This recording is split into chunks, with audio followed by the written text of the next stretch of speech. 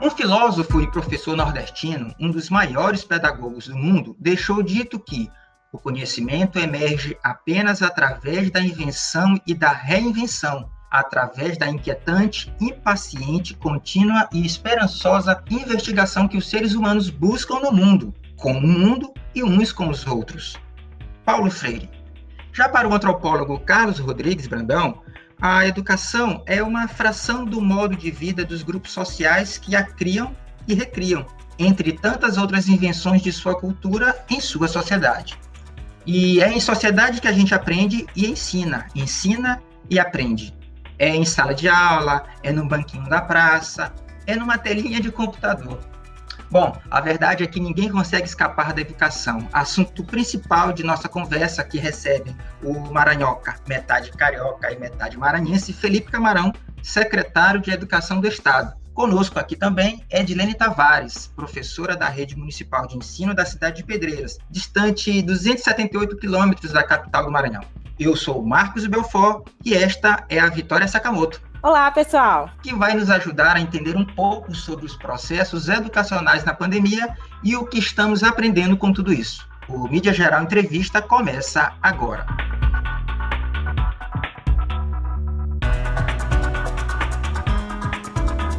Sejam bem-vindos, Felipe Camarão e Edilene Tavares. Agradecemos a participação de vocês aqui no Mídia Geral. Tá tudo bem com vocês? Vocês estão legal aí?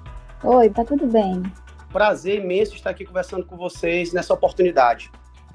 Pandemia, ensino remoto, ensino híbrido, salas de aulas vazias. A gente tem um cenário completamente diferente do que a gente está acostumado. Com presencial, com professor, contato direto com os colegas de sala. Mas hoje tudo é novo para nós, né? Como tem sido percebido por vocês, que ambos são professores, esse momento e esses novos processos educacionais? A sala de aula faz falta? A gente tem percebido aqui uma falha muito grande na questão desse processo educacional em relação às tecnologias.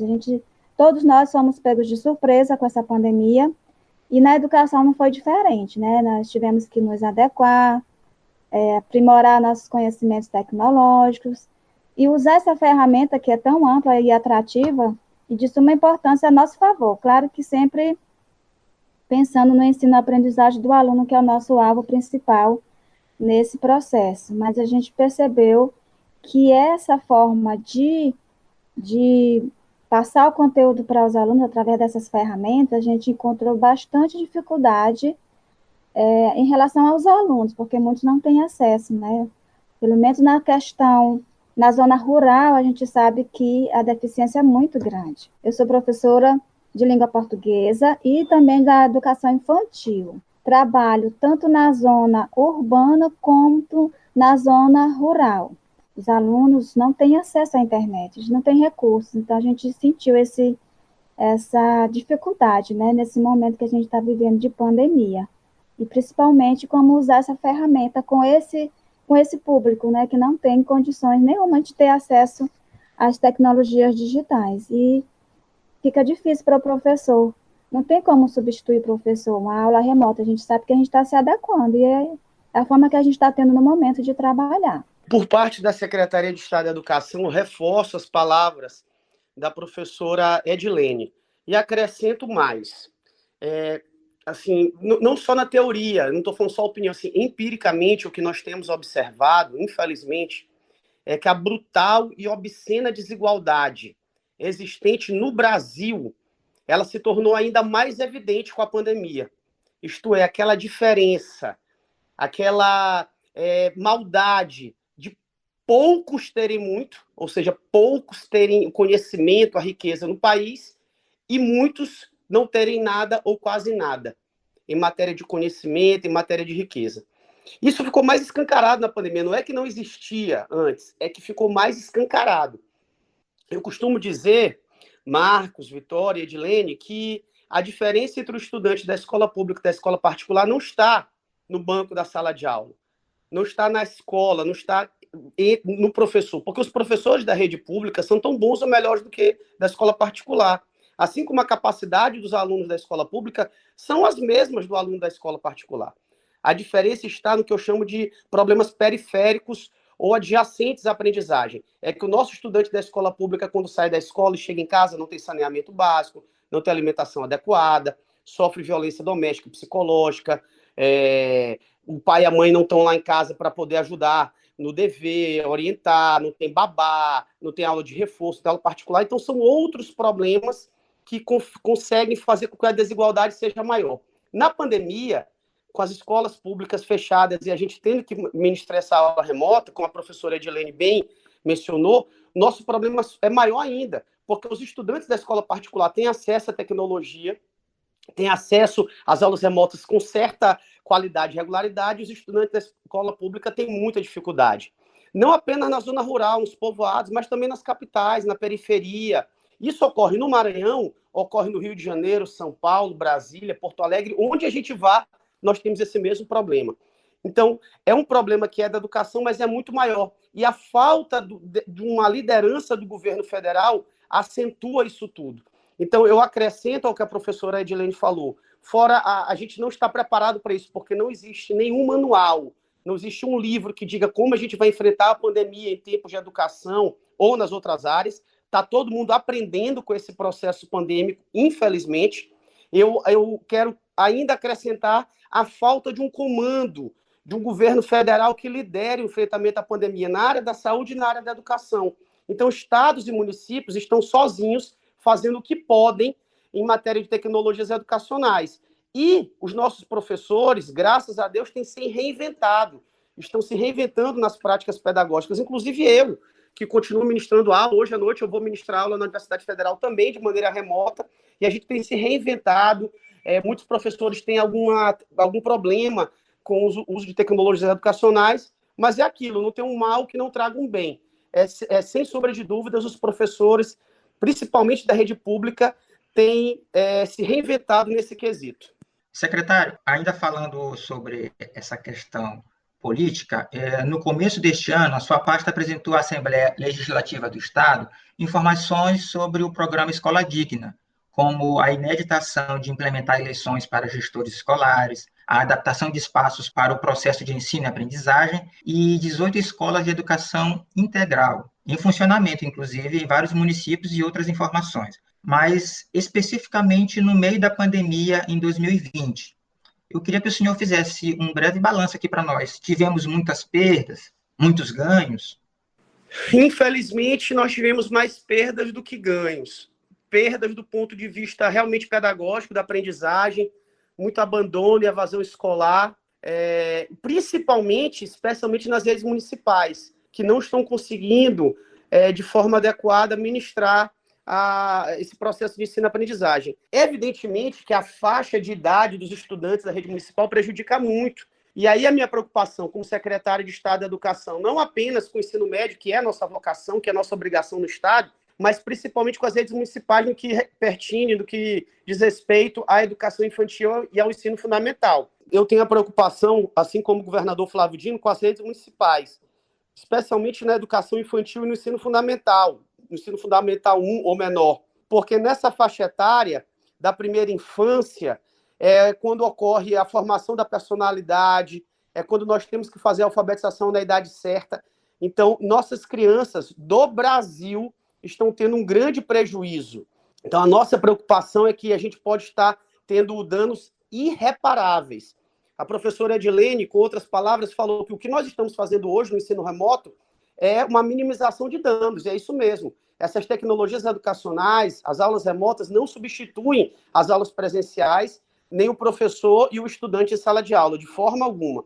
Nós estamos minimizando danos e respeitando a vida, a saúde e a biossegurança de todos. Existe algum projeto nacional de contabilização desses ganhos e dessas perdas? Existe algum projeto nesse sentido? Marcos, não existe planejamento nacional para nada neste país, porque nós não temos um governo federal. Mas no Estado nós temos isso. Nós temos todos os nossos levantamentos, tá? Com relação à evasão escolar, abandono, a avaliação diagnóstica dos estudantes, há um planejamento para o que a gente chama de novo normal no futuro, ou seja, nós estamos no enfrentamento à pandemia, já temos o planejamento da pós-pandemia, estamos articulando com todos os DMS, com todos os dirigentes municipais de educação, para que a gente faça um esforço conjunto, que é chamado de Pacto Estadual pela Aprendizagem, que é um dos eixos do programa Escola Digna. Então, ao passo que o governo federal não tem nada, inclusive o presidente da República vetou a lei aprovada no Congresso Nacional que garantiria a internet de graça para todos os estudantes da rede pública, nós estamos no movimento contrário aqui, distribuindo chips com internet para aqueles estudantes que não têm acesso à internet, aulas na rádio, aulas na TV, plataforma digital, para que a gente possa atingir o máximo de estudantes possíveis. Falando agora sobre evasão escolar, como o secretário destacou, a gente teve perdas e ganhos, mas principalmente a questão da evasão escolar aumentou, né? Com a pandemia da Covid-19, está acentuada a disparidade socioeconômica do país, e esta afirmação está documentada no documento Enfrentamento da Cultura do Fracasso Escolar, apresentado agora em janeiro, pelo Fundo de Emergência Internacional das Nações Unidas para a Infância, UNICEF. Professora Edilene, será que vai demorar para a educação no Brasil ser coisa só para gente rica? É complicado até a gente falar isso, né? Mas o que a gente está percebendo é justamente isso, né? Como o secretário falou, Felipe Camarão, infelizmente a gente vê essa desigualdade, né? Porque aquele aluno que tem uma condição de ter sua internet de boa qualidade, acompanhar as suas aulas, ter todo um suporte ali à sua disposição, enquanto que a gente vê, na maioria da rede municipal, os alunos não têm esse acesso, então a gente vê que, de fato, a gente não vai mascarar nada aqui. De fato, a educação está sendo coisa para gente rica, né? Então, o que a gente pode ver sobre isso é que, infelizmente, a gente não está tendo políticas públicas para ver esse lado do aluno que está com menos recurso, né? De baixa renda. Eu, como trabalho que vou enfatizar na área que eu trabalho pela manhã, que é educação infantil e zona rural, a gente vê até não tem como substituir o professor nessas aulas remotas, e a gente sabe que a maioria, estou falando da minha região aqui, do meu caso particular, a gente vê que a maioria dos nossos alunos, os pais são analfabetos. Então, os alunos já não têm acesso à internet, ele já não tem um apoio em casa como deveria ter, porque o pai e a mãe são analfabetos. Essa é a minha realidade. É isso que antes da pandemia, a gente já estava sofrendo com isso, porque muitas das tarefas que a gente passava para fazer em casa e que precisa ter o auxílio do responsável, às vezes o aluno não fazia essa tarefa, a criança não fazia, porque o pai e a mãe não sabem nem ler como é que é para fazer aquela tarefa. Imagine agora nessa pandemia. Então, assim, é preciso que haja assim, um olhar mais carinhoso para essa questão, né, do aluno da rede pública, porque é preciso que haja essas políticas públicas para melhorar.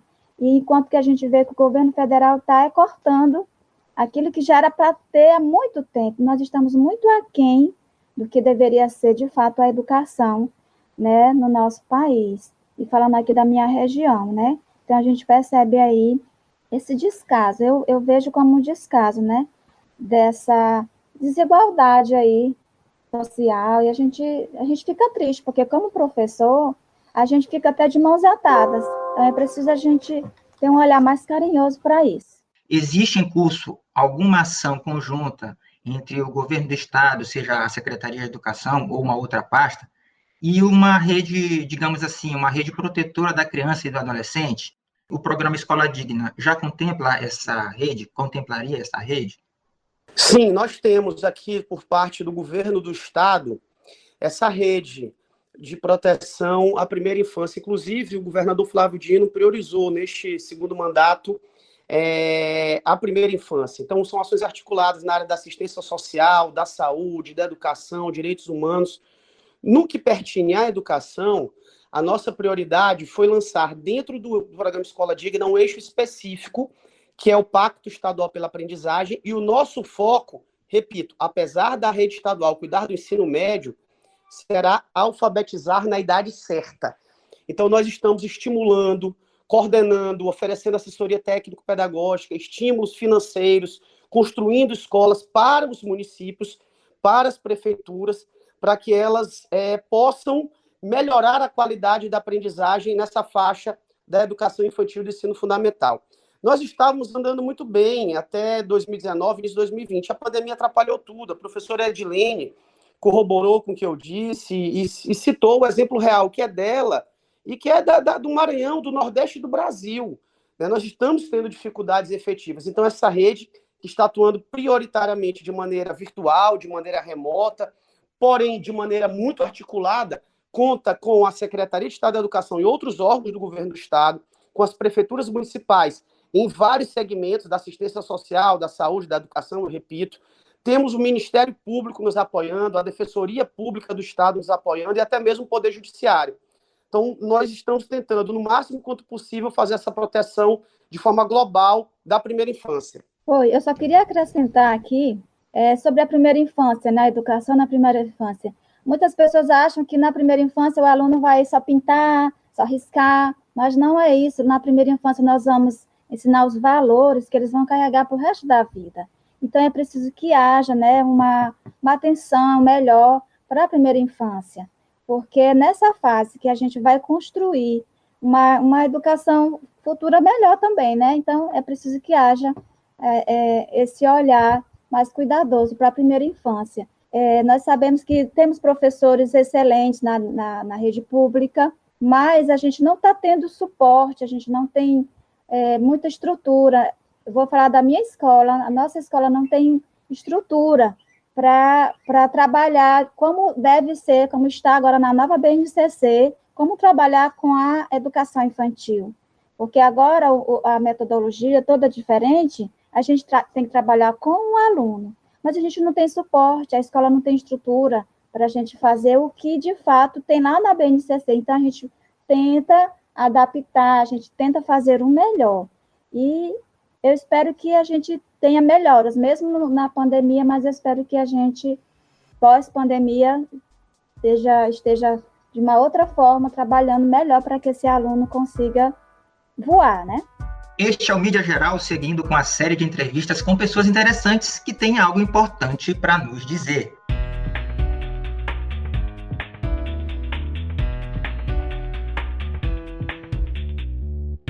Abre aspas. Ainda que desejem bons professores para seus filhos, poucos pais desejam que seus filhos sejam professores. Isso nos mostra o reconhecimento que o trabalho de educar é duro, difícil e necessário. Fecha aspas. Esta frase é do mesmo filósofo e pedagogo nordestino citado lá no começo de nossa conversa aqui com o secretário de Educação do Estado, Felipe Camarão, e com a professora da Rede Municipal de Ensino da cidade de Pedreiras, Edilene Tavares, de quem eu quero saber como tem sido o dia a dia dela enquanto professora e como estão sendo utilizados os recursos tecnológicos no ensino, as dificuldades de conexão e como ela tem observado a aprendizagem de seus alunos. Edilene, não tem sido fácil, né? Realmente não tem sido fácil. A gente tem se desdobrado aqui e pela aula remota a gente tem trabalhado bem mais porque a gente tem que conquistar esse aluno para que justamente ele se sinta atraído, mesmo não estando ali presente, né, não estando na sala de aula, mas que ele se sinta atraído em assistir essa aula, em participar dessa aula online, né?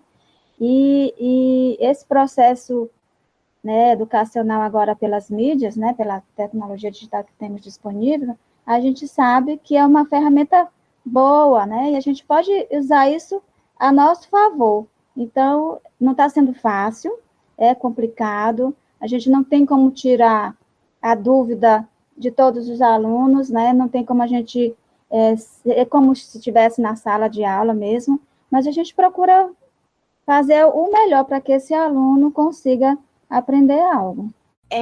Agora, pesquisando aqui rapidinho no site do Instituto Brasileiro de Geografia e Estatística, o IBGE, o total de matrículas no ensino fundamental no Maranhão no ano de 2018, ele foi mais baixo que em 2009. Em 2018, foram 1.178.949 matrículas, e em 2009, 1.380.232. Uma diferença de um pouco mais de 200 mil matrículas. O que representam esses números na prática, secretário? Causam algum impacto agora em 2021? Causam, sim, impactos, e nós já temos, assim, uma possível causa, né?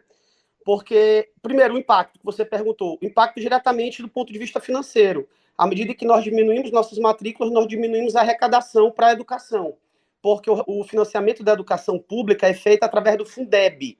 E o Fundeb é pago per capita, isto é, pelo número de estudantes matriculados em cada rede. Quando a gente tem diminuição de matrícula, obviamente, nós temos a diminuição também de recurso. Isso impacta e pode gerar problemas para os municípios, por exemplo, para o pagamento dos professores efetivos. Isso já aconteceu no final do ano passado, porque em 25 de novembro agora de 2020, o governo federal baixou uma portaria interministerial diminuindo o repasse do per capita. Então, vejam, os municípios do Brasil tiveram duplo prejuízo. Primeiro, com a diminuição de matrículas em razão da pandemia. Segundo, com a diminuição do repasse per capita de cada estudante. Isso afetou também a rede estadual. Então, nos últimos 5 meses, nós tivemos diminuição do repasse do Fundeb, impactando diretamente o financiamento da educação. Ou seja, mais um golpe do governo federal contra a educação pública brasileira. E agora, as causas da diminuição do número de matrículas, a gente tem que analisar sobre 2 aspectos. Porque se a gente pegar os dados também do INEP, os dados oficiais, estatísticos do Brasil, a gente vai ver que a escolarização, o número de crianças matriculadas em creches, em pré-escola, no ensino fundamental, tem aumentado no Brasil. Então, a oferta dessa modalidade de ensino, dessa etapa da educação básica, ela tem aumentado. Por outro lado, o número de matrículas, como você bem mencionou, tem diminuído. O que é que isso tem nos revelado? E a própria pirâmide do IBGE, no censo, você vai perceber, é que a população brasileira tem envelhecido, certo? Então, a taxa de mortalidade tem diminuído e a taxa de natalidade, a taxa de mortalidade tem diminuído, a taxa de natalidade também. Então, a nossa população está ficando mais velha. Esse fenômeno também acontece na educação básica. Nos últimos 10 anos, nós diminuímos mais de 100 mil matrículas na rede estadual de ensino. Então, é um fenômeno que precisa ser observado com cautela e tem que ser feito um planejamento para o futuro. Agora, secretário, o estado do Maranhão é muito grande, com um pouco mais de 7 milhões de pessoas. Rodando pelo estado, a gente percebe que são reais as desigualdades e que são várias as realidades educacionais. Às vezes, a construção de um poço artesiano causa mais impacto que a de uma escola. Estas questões sociais devem ser levadas em consideração, não é mesmo? É isso mesmo, Sakamoto. Essa desigualdade educacional, que é uma das modalidades de desigualdade social, que é brutal e obscena no Brasil, e que ficou escancarada com a pandemia, ela não está dentro da sala de aula, não está na capacidade do estudante, não está na qualidade do professor. Está naquilo que eu falei, que são problemas adjacentes ou periféricos à aprendizagem. Falta de saneamento básico, insegurança alimentar, várias modalidades de violência doméstica, psicológica, sexual que o estudante sofre em casa, o problema da alfabetização, como bem mencionou a professora Edilene, como alfabetizar à distância crianças que têm pais e mães analfabetos, que é uma realidade do Brasil, não é exclusiva do Maranhão. Então, esses problemas, que eu chamei de periféricos da aprendizagem, eles interferem não apenas na desigualdade social, mas, sobretudo, nesse déficit de aprendizagem, nessa desigualdade educacional. O senhor acabou de citar vários fatores que contribuem para esse problema na educação, né? Agora, é importante também a gente se preocupar com a saúde mental dos envolvidos nesse processo de ensino-aprendizagem, não é não? Eu queria que vocês dois pudessem responder. Realmente não é fácil, né? Em meio a tantas notícias ruins que a gente tem visto, dúvidas sobre essa doença, sobre vacina, sobre cura, perda de entes queridos, né? Famílias que perderam seus parentes, isso tudo mexe com o emocional da pessoa. E como profissionais, né, na área da educação, é preciso que a gente tenha equilíbrio para poder lidar também com os nossos alunos. A gente precisa estar bem. Então, graças a Deus, eu não conheci nenhum colega, assim, nenhum caso de perto, algum colega da educação que estivesse passando por problemas de saúde assim, emocional.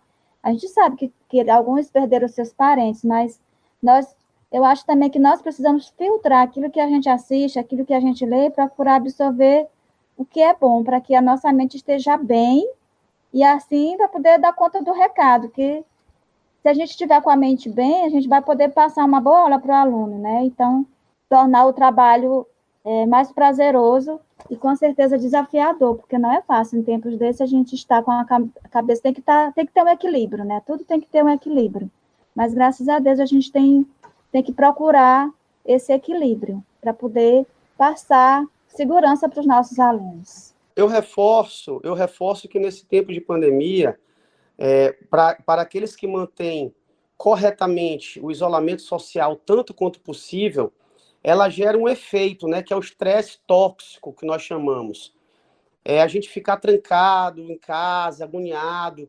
Nós, professores, a professora Edilene é testemunha como eu, é agoniante para nós também ministrar aulas por essa maneira remota. Não é fácil, nem para o estudante, nem para o professor, a gente não poder socializar, a gente não poder aglomerar, né?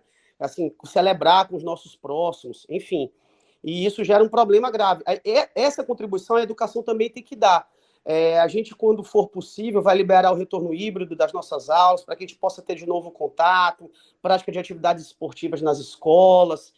Enquanto isso, é como a professora falou, eu acrescento que a gente tem que ser, nesse momento, muito resiliente, muito empático, muito solidário. E eu só tenho a agradecer todos os professores do Estado do Maranhão, tanto da rede estadual quanto das redes municipais, pelo que tem feito por nossos estudantes nessa época de pandemia. Só queria acrescentar mais alguma coisinha. Ano passado, no final do ano passado, eu me sentia assim um pouco frustrada, sabe, de não ter conhecido meus alunos, de não ter visto assim olho no olho, sabe, chegar perto e professora, que eles perguntam, né, aí chegar lá perto, explicar, mostrar. Então, eu como professora, eu senti muito falta disso. E eu creio também que eles sentiram falta dessa presença do professor ali perto. E a gente percebe isso já nesse ano, que eles estão até mais interessados em aprender, porque eles ficam eufóricos quando eles pedem o link da aula, né? Eles ficam eufóricos. Professora, cadê o link? Eu disse, aguarda só um minutinho, que eu já estou enviando o link. E estou percebendo o maior, assim, desejo deles de estudarem.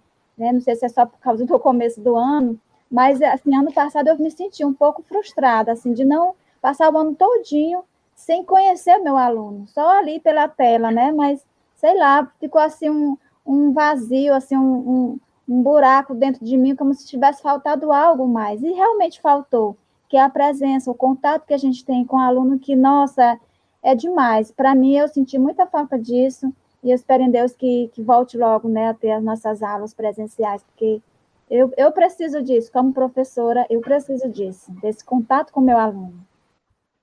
E falando em contato com o aluno, o contato direto, eu queria perguntar para o secretário se existe em vista alguma data prevista aí para retorno presencial, por favor. Sendo muito honesto quanto a esse planejamento. Com relação à rede estadual, pelo menos, porque nós vamos respeitar, obviamente, a autonomia das redes municipais e da rede particular. Qual é a nossa meta? O governador Flávio Dino já anunciou que os professores estão no próximo grupo prioritário de vacinação. Então, a gente acredita que até o meio do ano os professores da rede estadual e também das redes municipais serão vacinados. Dessa forma, a gente tem a esperança de, em agosto, já fazer um retorno híbrido, efetivamente, talvez até 100% presencial, já em algumas escolas, com os professores já imunizados. E com o avanço da vacinação para as outras faixas da população, as organizações de saúde acreditam que a gente pode considerar a população devidamente imunizada com 60%, 70% daquela comunidade vacinada. Então, quando a gente atingir esse patamar, que nós temos muita fé que seja no final do ano, então a gente já acredita com certa segurança no retorno presencial em 2022. Bom, chegamos até aqui e agora sobre as questões que foram apresentadas no mídia geral e todos esses processos educacionais na pandemia. O que a gente está aprendendo com tudo isso? Quais lições devemos levar conosco? Posso começar, né? Bom, eu acho que nós aprendemos várias lições, né? Eu posso falar aqui por mim que, primeiro, as escolas públicas, elas precisam ter, como eu já falei antes, precisa ter um olhar dos nossos governantes, um olhar com mais carinho, né? Investir em educação é pensar no futuro próspero, é investir em qualidade de vida. A gente sabe que investir em educação é investir em qualidade de vida, que a educação não tem preço. E é o maior patrimônio que a gente pode deixar para uma nação, é a educação. E aí, com o ensino remoto, nós vimos que há uma desigualdade muito grande nesse quesito tecnológico, o acesso à internet, às mídias, ainda está bem distante para muitos de nossos alunos, que, infelizmente, agora ficou mais evidente, né, com essa diferença social aí. E nós, professores, tentamos de várias formas conquistar esse aluno, que de alguma forma não tem condições de assistir essa aula. E esse ano nós tivemos pelo menos do meu ponto de vista, nós tivemos uma colaboração maior da família, que ano passado a gente não teve muito assim, o apoio da família, né, desses alunos, mas esse ano já sentimos uma diferença, quer dizer, que os pais também já estão percebendo que é preciso que haja também um acompanhamento. Infelizmente, a gente sabe que o poder aquisitivo dos nossos alunos, né, dos seus familiares, limita seu acesso, mas as escolas precisam dar mais suporte para o professor e para também os nossos alunos. E nós, como professores, aprendemos que sempre precisamos também nos capacitar, estar em constante estudo, né? Quer seja na nossa área de conhecimento, de domínio, como na área de ferramentas para usar, para auxiliar no nosso ensino. Então, eu creio que tivemos muitas coisas a aprender com isso também. Eu só quero acrescentar ao que a professora Edilene falou, o aspecto daquele ditado popular, que não tem um mal que não traga um bem. É inegável que a pandemia é um mal que assola o planeta todo, né? Assola a humanidade. Mas ela trouxe um bem para a educação, se é que a gente pode chamar assim, que é trazer a educação brasileira para o século XXI. Mesmo diante de todas as dificuldades que já foram aqui narradas por mim e pela professora Edilene, é inegável que nossos professores e professoras estão se reinventando com práticas pedagógicas inovadoras e estão fazendo o seu máximo para garantir essa aprendizagem à distância. E os estudantes, da mesma forma. Essa tecnologia que era inimiga da sala de aula, porque o professor e a professora, especialmente com os estudantes mais velhos, né, e aqueles que têm um pouco mais de condição, tinham que toda hora proibir o uso de celular, proibir o uso de eletrônicos, e hoje a gente precisa desses instrumentos a nosso favor. Então, quando essa novo normal acontecer na pós-pandemia, eu tenho certeza que os professores continuarão a utilizar tecnologias educacionais. Então, eu quero reafirmar todas as dificuldades aqui postas. Acho que realmente todas as esferas de governo têm que priorizar a educação. Nesse momento é a saúde que deve ser priorizada, mas em segundo plano a educação, sem dúvida, porque é o que vai tirar a gente dessa crise. E, ao mesmo tempo, a gente continuar investindo em tecnologias educacionais e nessa formação continuada dos professores para essas novas tecnologias. Bom, a conversa foi muito boa e queremos agora agradecer a participação do secretário de Educação do Estado e também professor universitário Felipe Camarão. Eu, Felipe Camarão, aqui, que só tenho a agradecer pelo convite, pelo ótimo bate-papo, agradeço a oportunidade e me coloco sempre à disposição de vocês para futuros diálogos. Um grande abraço, muita saúde a todos, um beijo no coração da professora Edilene, de você, Sakamoto, de você, Marcos, e a todos que estão nos ouvindo. Agradecemos também a Edilene Tavares, professora da Rede Municipal de Ensino da cidade de Pedreiras. Também agradeço o convite, obrigada. Estamos aqui, vamos procurar fazer o nosso melhor, mesmo com todas as dificuldades, mas como professora eu tenho me colocado para fazer o meu melhor, porque eu penso sempre no futuro dos meus alunos. Eu quero que eles também tenham a mesma oportunidade que eu tive de crescer, de se formar, então eu me preocupo muito com os meus alunos. E eu espero que esse período de pandemia passe logo e eu possa ver meus alunos. Um beijo para todos vocês, ao secretário Felipe, à Vitória e ao Marcos Belfort. Um abraço a todos e obrigado mais uma vez. A gente também agradece a você que nos ouviu até aqui. Nesta edição, refletimos um pouco sobre os processos educacionais na pandemia e o que estamos aprendendo com tudo isso. O Mídia Geral Entrevista é uma produção da Bel Audiovisual. Esperamos que você tenha gostado e que também tenha pensado a respeito. Até a próxima!